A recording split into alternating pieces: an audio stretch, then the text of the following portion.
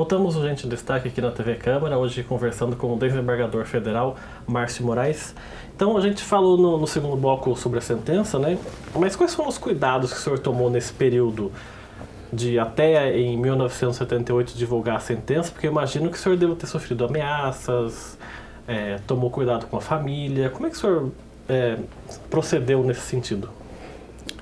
Realmente eu tive muito receio do que podia acontecer com a minha família, porque já tinha acontecido com outras. Basta ver o caso do próprio Vladimir Herzog, do Manuel Fiel Filho depois, e vários outros, né? Mas sofri algumas ameaças via telefone. As pessoas ligavam, alguns faziam ameaças. Nada que eu percebesse que fosse muito sério, mas quem sabe, né? E o meu refúgio, que o refúgio do interiorano é sempre o interior. Eu me refugiei onde Jacareí. Como se Jacareí não fosse, né? Pois é, mas eu vim para Jacareí porque era a opção que eu tinha. Então eu deixei a minha família aqui durante um mês, mais ou menos. Eu fiquei só eu trabalhando em São Paulo. Mas o grande aliado que eu tive, a grande aliada que eu tive, que me trouxe uma certa perspectiva de segurança, foi a imprensa. Porque a imprensa, evidentemente, estava toda me apoiando. De modo que se me acontecesse alguma coisa, seria algo muito sério para a imprensa. A imprensa internacional estava me apoiando muito. Isso seria também uma grave questão internacional, enfim. Esse foi o meu apoio. A minha questão fica sendo outra. Qual seja, isso é coisa que é objeto de muitas aulas que eu dei durante o período que eu fui diretor da Escola da Magistratura. E se a imprensa estivesse contra? Que faz o juiz numa dessa? Onde sua segurança está ameaçada e tem o peso da mídia e de todos os interesses da mídia em contrário. Inclusive, naquela época, os jornais já estavam sendo censurados já, né? Já tinham censura. Já tinha censura, já. O censor no prédio do jornal. Sim, no próprio prédio do jornal. De modo que o desafio do juiz nem é tanto quanto a empresa está a favor. É quando a imprensa dá contra. Porque daí não tem apoio nenhum. Não tem. Vai se basear onde, né?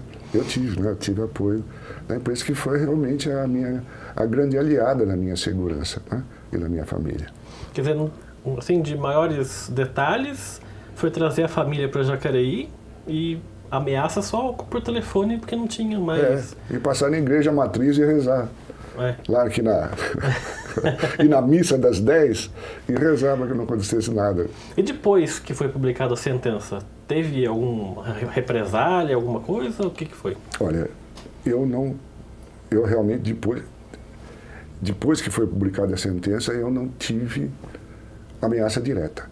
Eu tive ameaça indireta, onde me contavam o que estava acontecendo ao redor do caso em Brasília, no governo federal. Por exemplo, o quê?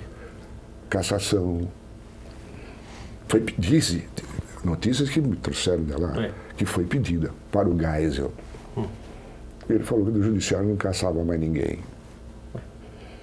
Pelo menos são as notícias que eu tive, não são oficiais, obviamente. O Geisel também estava no fim do governo também, né? Também estava no fim do governo. Já ia entrar o Figueiredo no lugar dele. E ele já tinha derrubado a linha dura militar aqui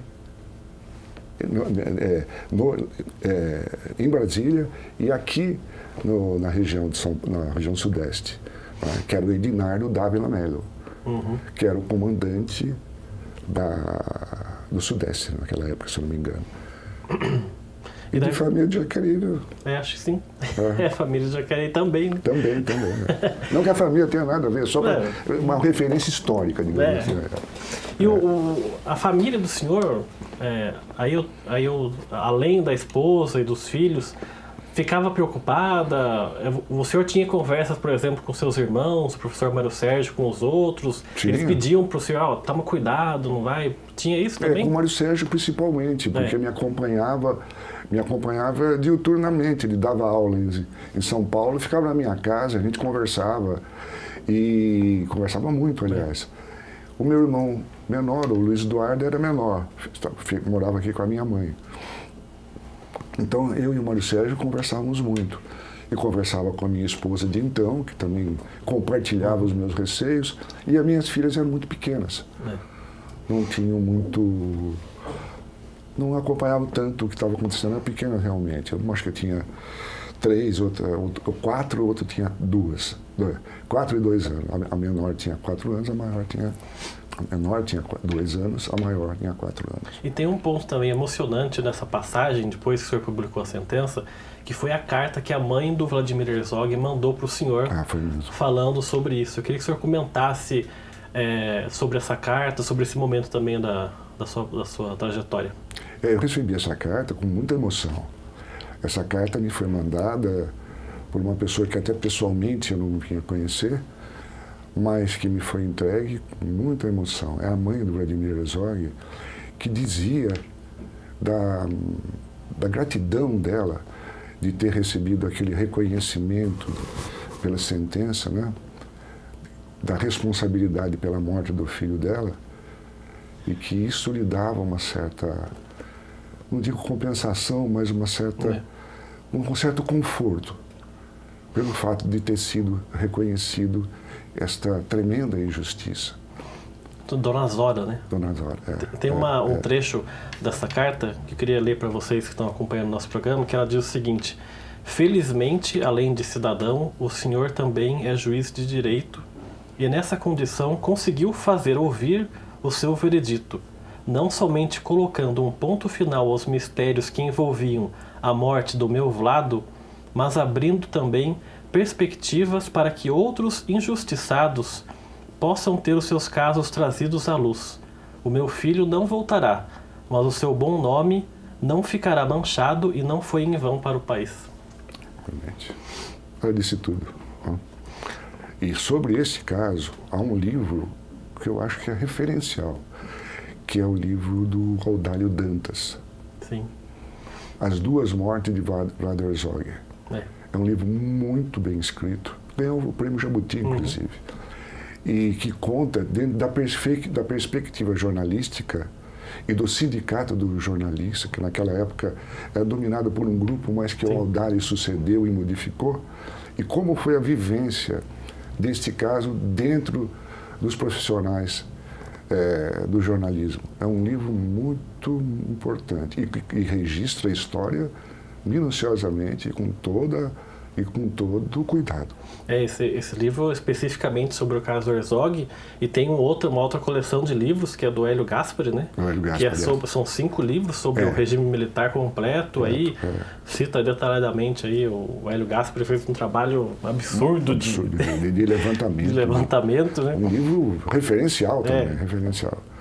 E é um livro que tem que ser lembrado, que tem que ser divulgado e enfim, sujeito a todas as concepções de registro histórico, porque é algo que se nota que quer mudar. É muito claro que existe uma concepção de governabilidade, digamos assim, que tem uma série de indícios que podem tentar deturpar a história do país.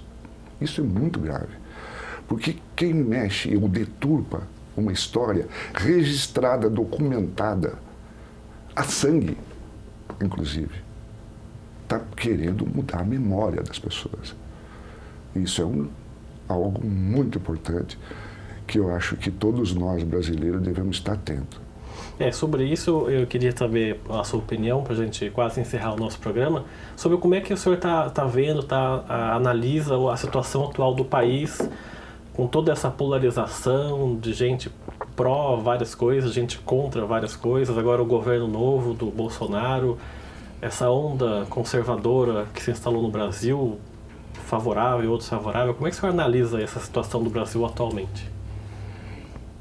Olha, eu vejo com muita preocupação. Vejo que a nossa história vai sofrer uma mudança, que essa mudança, as mudanças são bem-vindas de certa forma, mas que essa mudança específica é uma mudança muito perigosa. Basta ver da tentativa de mudar a própria memória do país, a memória histórica do país. Muito sério isso. Mas que isso que está acontecendo não deixa de ser também, na minha pessoal concepção, consequência da irresponsabilidade de então, de antes. A irresponsabilidade de antes, para não dizer os crimes de antes, geraram isso que nós vamos ter agora. É como se fosse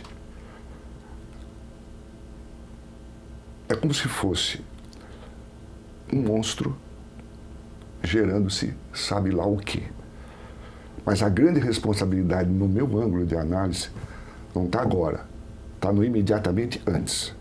O que fizeram imediatamente antes gerou o de agora. Que não seja o de agora o ovo da serpente.